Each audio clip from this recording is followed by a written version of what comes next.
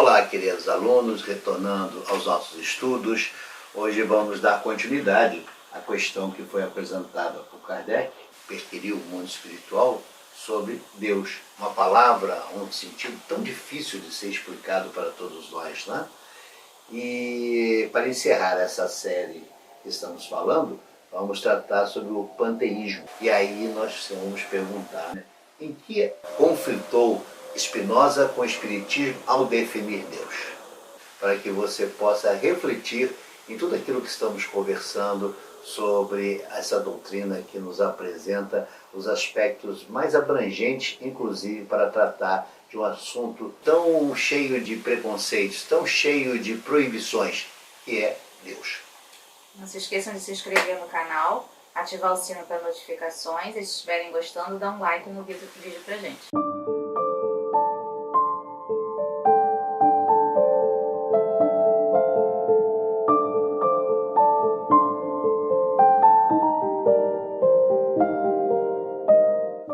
Então, o panteísmo, é preciso definir panteísmo, lembrando que essa é uma teoria, né, explorada por Spinoza. Baruch Spinoza é talvez um dos filósofos que mais bem definiu Deus. Mas existe um conflito na sua teoria e que faz com que a doutrina se levante na sua obra, no Livro dos Espíritos, para esclarecer o porquê que não concorda com esse posicionamento de Spinoza. Então, o panteísmo, doutrina que concebe Deus como a única realidade verdadeira e o mundo como uma realidade subordinada, emanação ou processo de Deus, segundo Spinoza. Crença de que Deus e todo o universo são uma única e mesma coisa e que Deus não existe como um espírito separado. Quando nós lemos essa definição, ali está a resposta daquilo que perguntamos a todos vocês. Aonde contrariou? Numa única questão, em que Spinoza não entende a individualidade ou não coloca a individualidade do espírito.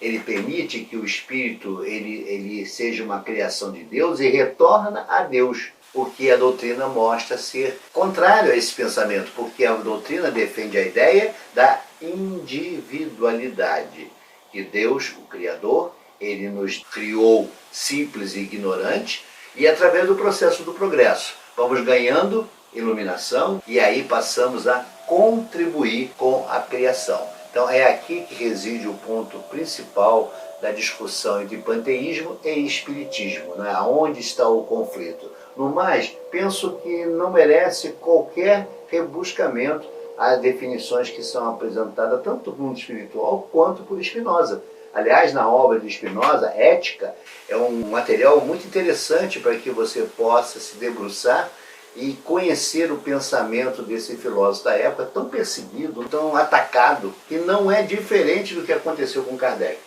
Aliás, todos aqueles que se atrevem a apresentar uma nova visão, uma nova forma de apresentar uma determinada teoria, e que essa teoria vai confrontar principalmente com religiões ou com segmentos religiosos, vai sofrer perseguições, sim, vai sofrer ataque. E Spinoza não foi diferente, assim como Kardec muito menos foi diferente de tantos outros que veremos mais à frente que sofreram essas perseguições. Então, ele nos afirma lá na questão 14, se fosse assim, Deus não existiria, seria efeito e não causa. Então ele questiona o panteísmo, mostrando que se fosse uma verdade, o que o Spinoza nos diz, Deus seria efeito e não causa. E ele diz, essa doutrina faz de Deus um ser material. Ora, transformando-se a matéria incessantemente, Deus, se fosse assim, nenhuma estabilidade teria. Achar-se-ia sujeito a todas as vicissitudes. Não se pode aliar as propriedades da matéria à ideia de Deus, sem que ele fique rebaixado ante a nossa compreensão. Não sabemos tudo o que ele é, mas sabemos o que ele não pode deixar de ser. E o sistema de que tratamos está em contradição com as suas mais essenciais propriedades. Ele confunde o Criador com criatura. A inteligência de Deus se revela em suas obras, como a de um pintor no seu quadro. Mas as obras de Deus não são o próprio Deus, como o quadro não é o pintor que o concebeu e executou. Então a gente vê que essas duas teorias estão em flagrante conflito. Elas estão em rota de colisão, porque um a afirmar Deus como sendo tudo, que tudo está inserido dentro de Deus, e o Espiritismo mostrando que existe a matéria e o espírito, que são coisas completamente divorciadas e que não estão subordinadas uma na outra. E acima disso tudo, o Criador. Então note que Kardec dá um exemplo bastante claro, comparando Deus e a sua criação e um pintor e uma tela, um quadro, mostrando que a obra em si não é o criador da obra. Como um quadro não é o pintor, também a criação, e aí nós nos incluímos na criação, também não somos Deus, somos criados por Ele. Aí está a diferença entre o espiritismo e o panteísmo em relação a Deus. Então, como se viu, é uma questão de difícil interpretação, de aprofundamento, né? E volta-se naquilo que ele nos falou lá na questão 10. Pode o homem compreender a natureza íntima de Deus? Não. Falta-lhe para isso sentido. Enquanto nos faltar sentido, nós não vamos conseguir explicar Deus. Mas eu posso te dizer as experiências que os homens, né, alguns proeminentes homens, tiveram em relação a Deus. O próprio Spinoza, que foi punido no discutir os postulados, ele foi severamente punido pela Schere, o equivalente hebraico à excomunhão católica, pelos seus postulados a respeito de Deus e sua obra, defendendo que Deus é o mecanismo imanente da natureza e a Bíblia uma obra metafórica e alegórica, que não pede leitura racional e que não exprime a verdade sobre Deus. Então, quando ele ataca a Bíblia, ele não está atacando a religião. Não é isso que ele está te dizendo. Vamos colocar melhor, ele não está atacando, ele está dando a sua interpretação daquelas histórias que estão contidas na Bíblia. Porque nos é apresentado uma Bíblia onde o Deus é o Deus que eu crio, não o Deus criador.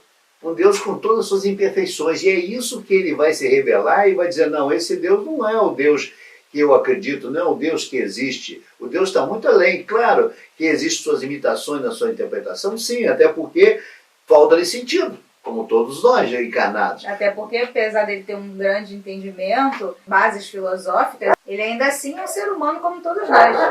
Então é por isso que Spinoza fala que é uma obra metafórica alegórica. Então, a título de construção de uma moralidade, a título de construção de conduzir o homem a uma compreensão de Deus, é válido sim. Mas se analisarmos com maior profundidade, veremos que existem coisas que ultrapassam a barreira da racionalidade, que ultrapassam a barreira da lógica. E este é o convite que a doutrina espírita nos faz em tudo aquilo que nos é apresentado, para que se traga a razão para perto, para que se confronte todo esse cenário com a razão. E quando a razão se manifesta em determinadas passagens bíblicas, ela diz, não, isso não é possível. Não, isso é criação. E é todo um cenário da construção, tanto do Velho quanto do Novo Testamento, que não é momento de adentrar para discutir. Mas aqueles que se aprofundarem aos estudos bíblicos verão a impossibilidade de uma série de eventos que ali ocorreram, e a ciência tem estudado e tem mostrado essa impossibilidade. Não que isso desvalide as religiões, não que isso nos tire da compreensão de Deus, da ideia de Deus. Não, longe disso, mas te traz um cenário mais realista, te traz um cenário mais responsável. Quando não, a ciência traz a explicação científica para aquele fato, mesmo acontecido há tanto tempo atrás, mostrando que aquela situação era possível e normal de acontecer e não miraculosa como tentam passar. Então, reforçando a ideia do panteísmo, Spinoza nos fala que Deus é a alma do universo e o universo é o corpo de Deus. Quer dizer, ele não faz essa distinção, essa diferenciação onde vai Deus, onde vai a matéria. Ele mistura isso tudo e é por isso que ele sofre críticas do mundo espiritual. Um outro fato também, que é uma experiência que nos leva a pensar em Deus, é Sócrates, quando ele nos convida a conheça a ti mesmo. Isso, inclusive, dizem que está nos portais do oráculo de Delfos, né? Mas isso é uma outra discussão. Então ele fala, essa palavra encerra uma nova crença, a de que a natureza humana é capaz de chegar a Deus, sem dogma, autoridade ou medo. A jornada interna é uma viagem a pé e Deus torna-se o seu destino final, o autoconhecimento completo. A realidade é a luz, e a luz só pode ser encontrada em nós mesmos. Essa sabedoria não pode ser aprendida, precisa transformar-se nela. Então, esse conheça a ti mesmo é uma forma de nós, vamos usar um pleonasmo, entrar dentro de nós mesmos para conhecer Deus. Porque sim, para que você possa compreender o teu Criador, se ainda que te falta sentido, mas para chegar o mais próximo dessa compreensão, é preciso esse conhecimento, é preciso essa transformação, é preciso se tornar luz, é preciso se aproximar daquilo que Spinoza defende lá na sua obra, ter ética. Ética, completamente diferente da ideia de moral, que são regras de construções humanas. A ética não, a ética é divina. A ética são leis do Criador.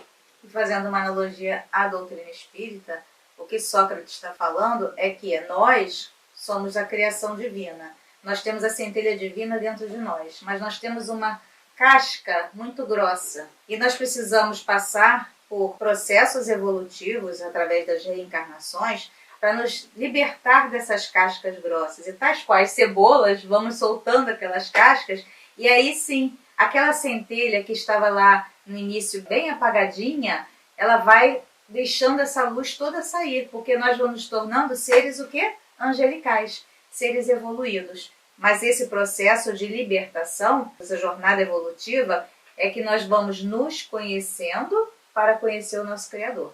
E aí, trafegando pelas experiências que cada um pode nos trazer, colaborar para podermos compreender Deus, nós temos Shankara, que também era um metafísico, era um indiano. Então nós estamos trazendo vários segmentos religiosos para você entender que para compreender Deus não está atrelado a religiões. Ou seja, não é privilégio de nenhuma religião. Nenhuma religião, não tem estandarte, não estamos discutindo estandartes religiosos para compreender Deus. Você vai ver que agora estou trazendo um indiano. E ele fala, é até uma fábula que ele conta, acreditar nesse mundo é como um homem que no escuro tropeça em uma corda enrolada. Incapaz de ver com clareza, ele grita, cobra, cobra, até todo o vilarejo despertar assustado e sem direção. Correm até que um homem traz a tocha e diz, veja, é apenas uma corda. É assim que a deusa Maia, deusa das ilusões, trabalha. Assim somente o homem que traz a luz sabe o que é real e o que não é. Então, olha o convite que ele te faz para você compreender não só a ideia de Deus, mas de tudo aquilo que nos é apresentada. Que sejamos luz, que possamos buscar essa tocha. E que tocha é essa que ele fala? O conhecimento. A busca do conhecimento é que vai tirar as ilusões, é que vai fazer com que você compreenda não só a ideia de que estamos discutindo de Deus, mas tudo aquilo que nos é apresentado e que tudo aquilo que ficou inebriado, ou pelas construções que foram nos apresentadas pelas religiões, ou pela própria ignorância nossa que criou uma série de fábulas. E é isso que esses grandes pensadores estão te apresentando. Traga a luz, traga a tocha da iluminação, para que você possa compreender essas verdades que estão ocultas e deixe de ser enganado pela deusa Maia, para que você não seja iludido.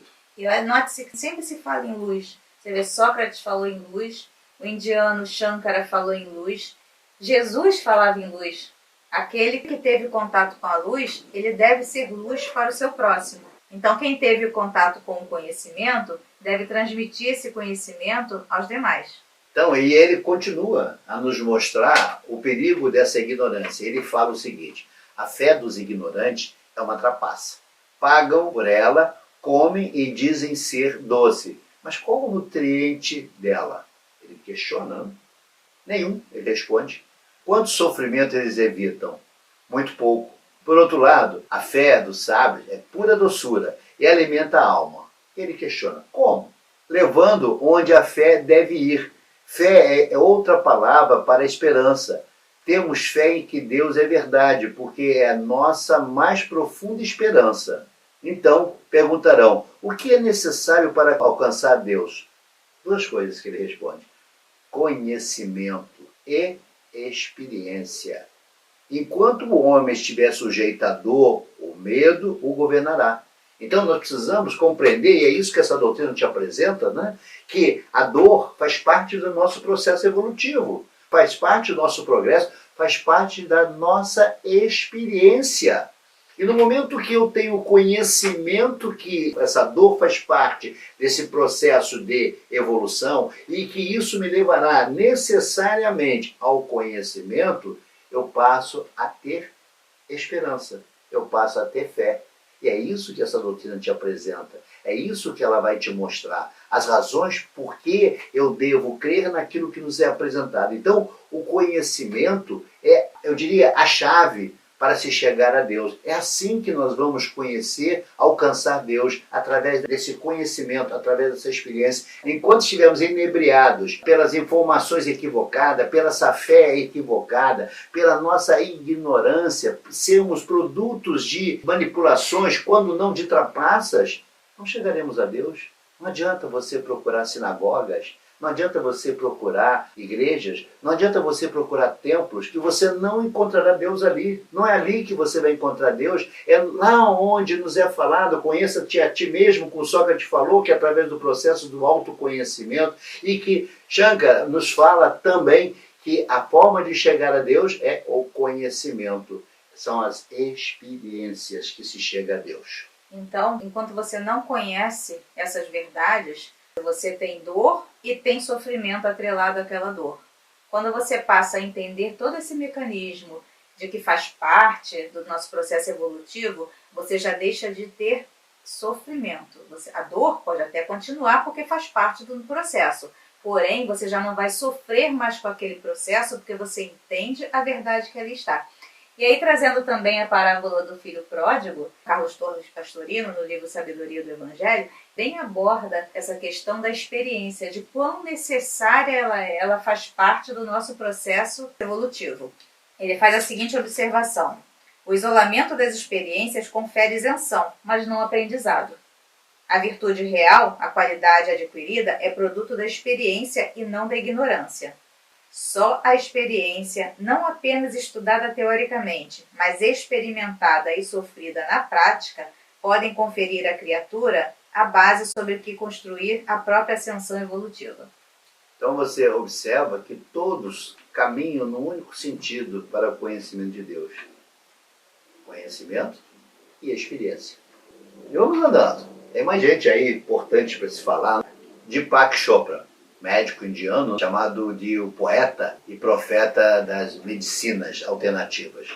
E ele fala o seguinte: o caminho da devoção, como todos os caminhos profundos, está relacionado à ideia de transformação. Olha, transformação, e não barganhas com Deus invisível. A meta continua sendo a unidade de consciência.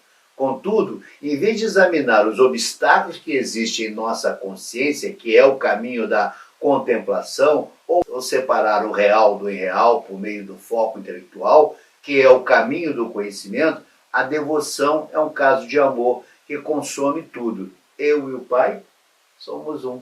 É isso que Jesus mostrou para todos nós. Essa intimidade dele com o Criador, essa ligação que até é utilizada por Holden. Holden nos fala, amante e amado. É esta relação que temos que ter com o Criador para poder conhecer o Criador. E é isso que Jesus nos apresenta. Por isso essa intimidade dele com o Criador, porque ele compreendia esta simbiose entre o Pai e o Filho. Esta ligação entre essas duas entidades que se falavam, que se comunicavam. E aí a tamanha dificuldade que nós temos de compreender Deus, de sentir Deus, de ter a experiência com Deus, é que nos falta essa consciência, que nos falta esse compreender, que nos falta esse caminho da contemplação, dessa devoção e um caso de amor eterno que o Mestre nos apresentou.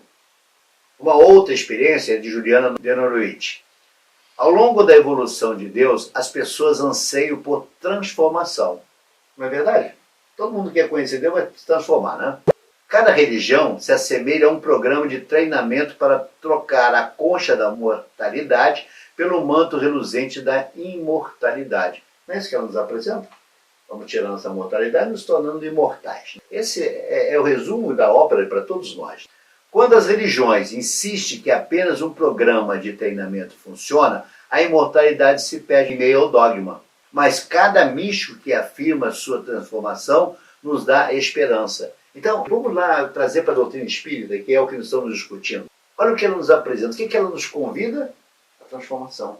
Aliás, muito nos é falado, nossa reforma íntima. É isso que é o convite que o mundo espiritual tem nos apresentado, para que a gente possa ter essa experiência com Deus, para que a gente possa efetivamente compreender a transformação. Nós precisamos abandonar os dogmas. Então, quando nós buscamos a transformação efetivamente, tornando aquilo materializado e que seja visto, a olhos vistos por todos, efetivamente nós conquistamos essa graduação de nos aproximar ao Criador. Porque sim, discursos, escritas, falas, não nos levam ao Criador. Muito ao contrário, o que vai nos levar ao Criador são as nossas atitudes, a nossa efetiva transformação. Falar bonito? Basta estudar um pouquinho que você fala bonito, tá? Agora, dizemos que através dessa fala você se transformou, aí é um hiato enorme.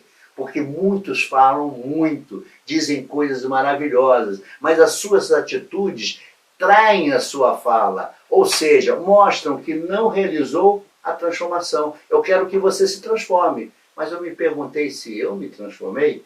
Sim, porque eu só posso te convidar a transformar e fazer com que esse processo efetivamente atinja o seu objetivo, não através de uma lavagem cerebral, através de minhas atitudes. Se as minhas atitudes te mostrar que houve uma transformação, aí sim você passa a seguir aquilo que eu falo. Por que Jesus arrastou multidões? Porque as suas atitudes arrastavam multidões. Porque aquilo que ele dizia, ele efetivamente vivenciava. É por isso que ele conseguiu mostrar ao mundo que as suas verdades eram verdades a ser mantidas por toda a eternidade. Porque ele vivia essas verdades. Ele não fazia discurso para agradar. Ele vivenciava as verdades que ele falava. O discurso dele era vivo, era a vida dele. E é por isso que ele nos legou todo esse modo de viver como padrão, como segredo de nossa felicidade. E Juliano de Norwich acaba fazendo uma crítica, né? Que as religiões não têm que ficar brigando entre elas, que todas elas são, ela coloca aqui como um programa de treinamento.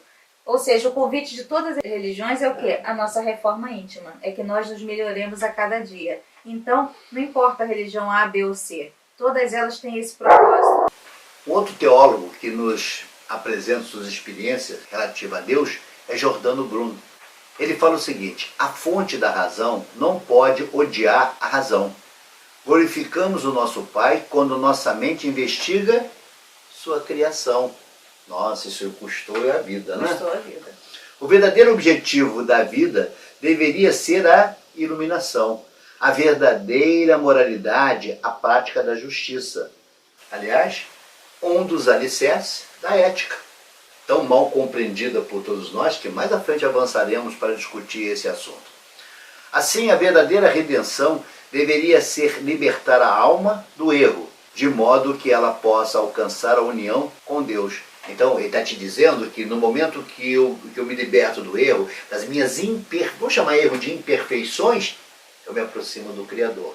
Por isso nós falamos, é para esse momento? É para a vida que vivemos? Não, ainda não. Estamos num processo de aprendizado, num processo evolutivo. Ainda não é o momento de nos tornarmos tão próximos, tão angelicais. Ainda vivemos no plano da matéria, com muitos erros. Por isso a dificuldade de compreendermos Deus, por nos faltar sentido. Então, Giordano Bruno, apesar de ter sido um frade, ele tem os seus pensamentos muito amoldados ao que a doutrina espírita nos fala. A luz divina está sempre no homem, apresentando-se aos sentidos e compreensão, mas o homem a rejeita. Ou seja, nós somos surdos para ouvir Deus. Nos falta sentido, porque nós contamos somente com os 5 sentidos. E para perceber Deus, para sentir Deus, tem que ter outros tantos sentidos, e que não é ainda o momento quando estamos ainda vivendo na matéria. Só dispomos de 5 sentidos. É manifesto que toda alma e espírito possuem certas continuidade com o espírito universo, ou seja, a ligação, a simbiose com o universo. Quando eu oro, o que eu faço? Eu falo muitas palavras. Com que objetivo? Me desligar do plano da matéria para fazer com que a minha consciência se ligue à consciência do universo.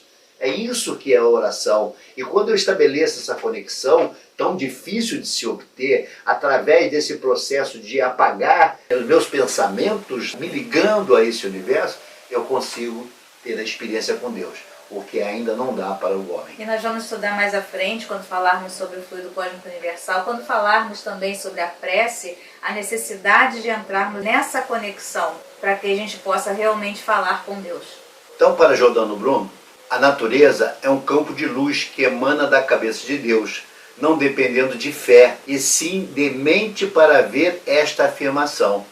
Ele defende que a mente humana é parte da mente de Deus. Até hoje temos dificuldade em entender se a espiritualidade é compatível com a razão.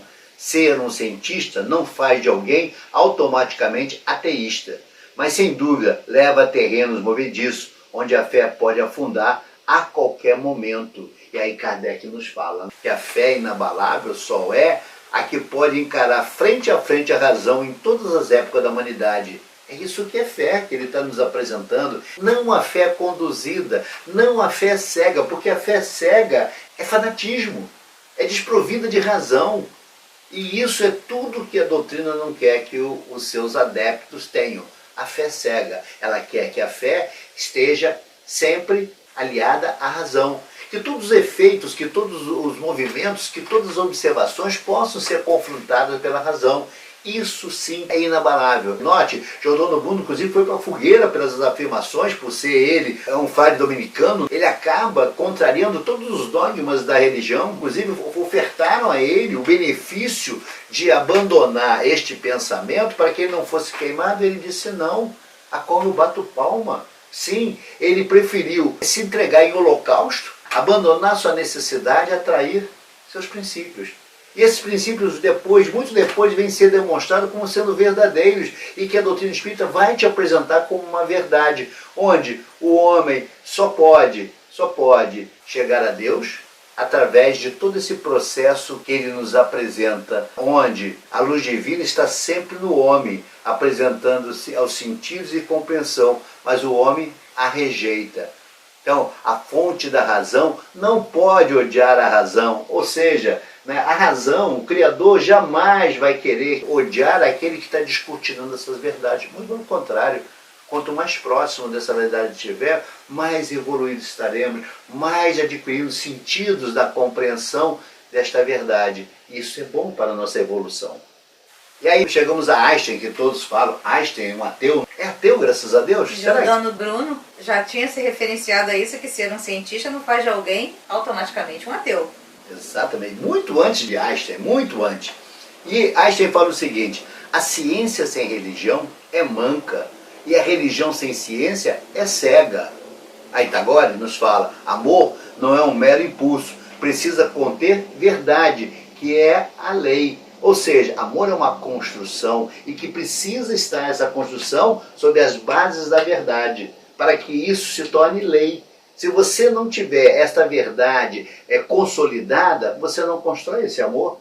Então, é isso que Tagore vai nos falar. Então, para os cientistas, verdade e lei são abstrações incompreendidas, mas ambos sustentam que Deus era um mistério para além de qualquer entendimento. Para Tagore, esse mistério era interno, envolto no mistério do coração humano. Para Einstein, era externo e se manifestava no limiar do universo conhecido, concordando que não era possível provar o mundo material existente. Ou seja, ambos falam de Deus de formas diferentes, mas nenhum deles, inclusive Einstein, tido como um ateu, nunca foi ateu. Se ser ateu é compreender o Deus que Einstein compreendia, então também sou ateu.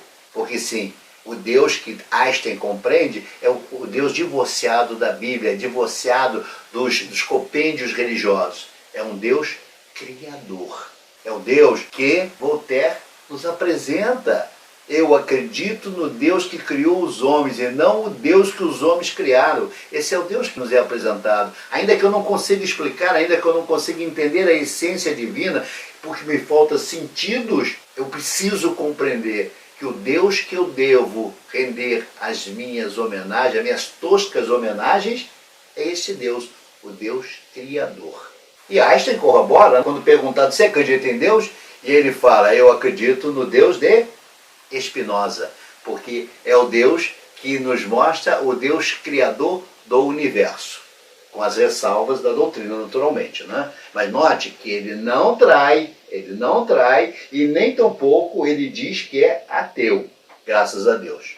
Conclusão, não estamos sozinhos.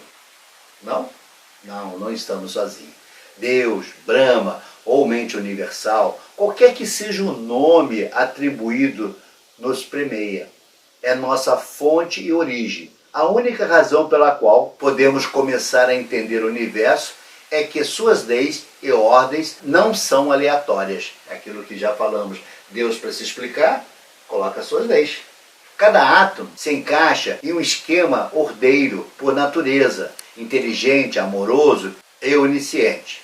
Assim buscou entender e nos ensinar Buda, Jesus, Lao Tse, Zoroastro, Platão, Rumi e todos os outros buscadores espirituais.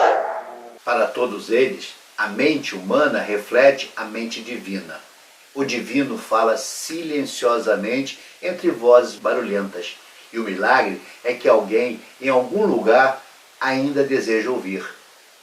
Eis a verdade que nos é apresentada. Silencia suas vozes barulhentas de suas mentes para poder se aproximar do Criador, para poder, ainda que me falta sentido na compreensão de Deus, ainda que eu não possa entender a sua natureza, mas que eu possa perceber a sua energia, a sua força, para que eu efetivamente possa me aproximar e me transformar através desse autoconhecimento, essa busca eterna desse autoconhecimento.